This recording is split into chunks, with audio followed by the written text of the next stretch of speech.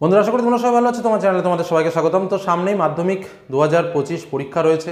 তো এই পরীক্ষাতে বাংলার একটা গুরুত্বপূর্ণ বিষয় হচ্ছে কোনি। আমি এর আগেও কোনি থেকে পার্ট ওয়াইজ কোশ্চেন তোমাদের দিয়েছিলাম, কারণ কোনিতে মোট 14টা অংশ আছে। সেই 14টা অংশ থেকে প্রত্যেকটা অংশ থেকে ইম্পর্টেন্ট কোশ্চেন কী কী রয়েছে সেগুলো তোমাদের সামনে তুলে ধরেছিলাম। আজ তোমাদের সামনে মাত্র কয়েকটি প্রশ্ন তুলে ধরবো। সব মিলে 10 থেকে 15টি প্রশ্ন রয়েছে, যে প্রশ্নগুলো না পড়ে যাওয়াটাই হচ্ছে একটা বোকামি। অর্থাৎ যে প্রশ্নগুলো এবছর সবচেয়ে ইম্পর্টেন্ট, আজ ঠিক সেরকম 15টি প্রশ্ন তোমাদের সামনে তুলে ধরছি। আমি আশা করছি যে এই প্রশ্নের ভেতরে তোমরা যে 3টে প্রশ্ন তোমাদের পরীক্ষাতে আসে এবং স্বাভাবিকভাবে সেই 3টে প্রশ্নের ভেতরে 2টো প্রশ্নের উত্তর করতে হয়, সেই 3টে প্রশ্নই তোমরা কমন পাবে, ঠিক সেরকম সিলেক্টেড কিছু কোশ্চেন। কারণ বেসিক কোশ্চেন আমরা যদি দেখি বিগত বছরগুলোতে যেভাবে প্রশ্ন আসছে, একটা করে প্রশ্ন আমরা একদম হুবহু কমন পেয়ে যাই।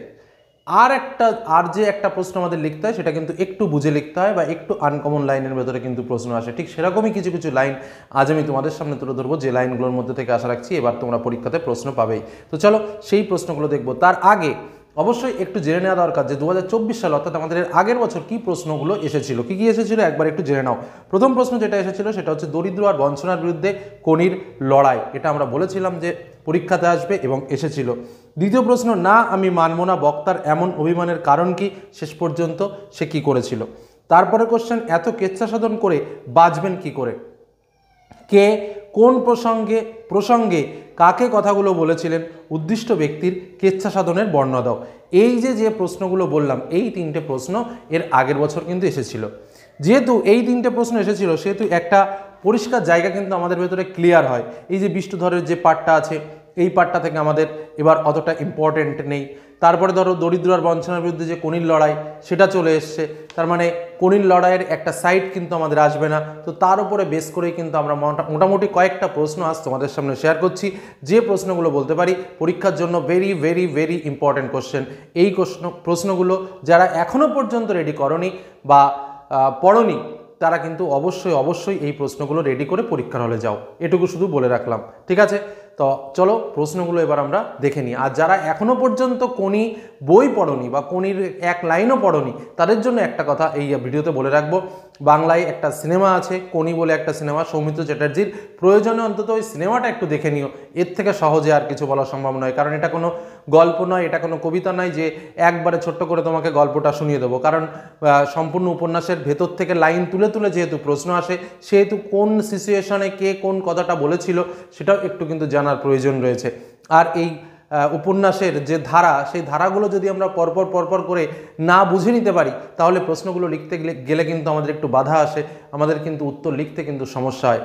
যে কারণে হাতে যতটুকু সময় আছে চেষ্টা করবে একটু রিডিং দিয়ে, অন্তত একবার রিডিং দিয়েও যদি যেতে পারো, তাহলেও কিন্তু প্রশ্নগুলো হাতের মুঠোয় থাকবে।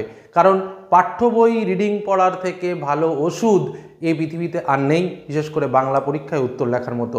এটা কিন্তু বলে রাখলাম। তো চলো আর সময় নষ্ট করবো না, এবার আমরা চলে যাব মূল ইম্পর্টেন্ট প্রশ্নগুলো, যে প্রশ্নগুলোর মধ্যে লুকিয়ে আছে মাধ্যমিক 2025 কোনি থেকে যে প্রশ্ন আসছে সেই প্রশ্নগুলো। চলো দেখে নেওয়া যাক ইম্পর্টেন্ট প্রশ্নগুলো।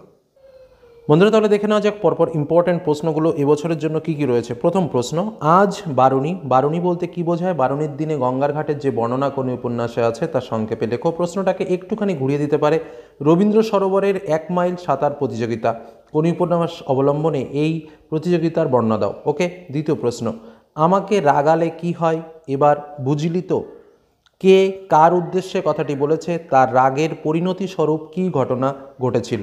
3 নম্বর প্রশ্ন, জুপিটার থেকে তাড়িয়ে দিয়েছে তারই শোধ নিল। জুপিটার থেকে কাকে কেন তাড়িয়ে দেওয়া হয়েছিল, সে কিভাবে তার শোধ নিল। পরবর্তী প্রশ্ন, ক্ষিতীশ বাবুর বিরুদ্ধে ওঠা অভিযোগগুলো কী কী ছিল, কিভাবে তিনি তার জবাব দিয়েছিলেন আলোচনা করো। Very very important question. Next, এটা বুকের মধ্যে পুষে রাখুক। কি পুষে রাখার কথা বলা হয়েছে, কি কারণে এই পুষে রাখা। বেশ, পরবর্তী প্রশ্নে চলে যায়। ওইটাই তো আমি রে, যন্ত্রণাটাই তো আমি। প্রসঙ্গ উল্লেখ করে উদ্ধৃতিটি তাৎপর্য সহ ব্যাখ্যা করো। পরবর্তী প্রশ্ন, কোনিকে সাঁতার চ্যাম্পিয়ন করার জন্য খিদ্দা কঠোর অনুশীলনের ব্যবস্থা করেছিলেন তার পরিচয় দাও। পরবর্তী প্রশ্ন, এটাই ওকে উত্তেজিত করে বোমার মতো ফাটিয়ে দেবে আসল সময়ে। বক্তা এটাই বলতে কি বুঝিয়েছেন? ওকে বলতে কার কথা বলা হয়েছে? বক্তার এরকম মনে হওয়ার কারণ কি? এটা কিন্তু একটা টার্নিং কোশ্চেন এবছরের জন্য বলে রাখলাম। পরবর্তী প্রশ্ন, তোর আসল লজ্জা জলে, আসল গর্ব ও জলে। বক্তা কোন প্রসঙ্গে এই উক্তি করেছেন? বক্তা উদ্দিষ্ট ব্যক্তিকে আর কি ভাবে উৎসাহিত করেছেন? লেখো।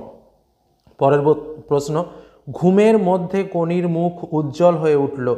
কনি কোথায় ঘুমিয়েছিল? কোন স্বপ্ন দেখে তার মুখ উজ্জ্বল হয়ে উঠল?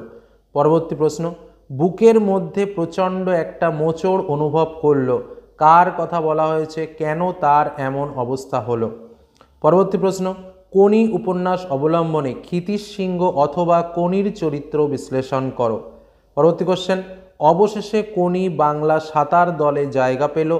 কোনি কিভাবে বাংলা সাঁতার দলে স্থান পায়? অবশেষে শব্দ ব্যবহারের কারণ কি? পরবর্তী প্রশ্ন, জাতীয় সাঁতারের আজ শেষ দিন। কোথায় জাতীয় সাঁতার প্রতিযোগিতা অনুষ্ঠিত হয়েছিল? এখানকার শেষ দিনের অবিস্মরণীয় ঘটনার বর্ণনা দাও। এবং আমাদের সাজেশনের লাস্ট কোশ্চেন, এভাবে মেডেল জেতায় কোনো আনন্দ নেই। কে কোন প্রসঙ্গে এই উক্তি করেন? উক্তিটির মধ্য দিয়ে বক্তার কিরূপ চরিত্র বৈশিষ্ট্য প্রকাশ পেয়েছে? এই 15টি কোশ্চেন একটু ভালো করে রেডি করে যাও।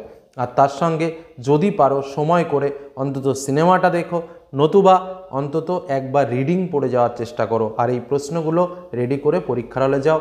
আশা রাখবো যে এর বাইরে তোমাদের কোনো টেনশন থাকবে না, প্রশ্ন এখান থেকেই তোমরা কমন পেয়ে যাবে। কিন্তু এই প্রশ্নগুলো কিন্তু অবশ্যই ভালো করে পড়তে হবে। এটুকু বলেই আজকের আলোচনা শেষ করলাম। ভালো থেকো, সুস্থ থেকো, সাবধানে থেকো। ধন্যবাদ।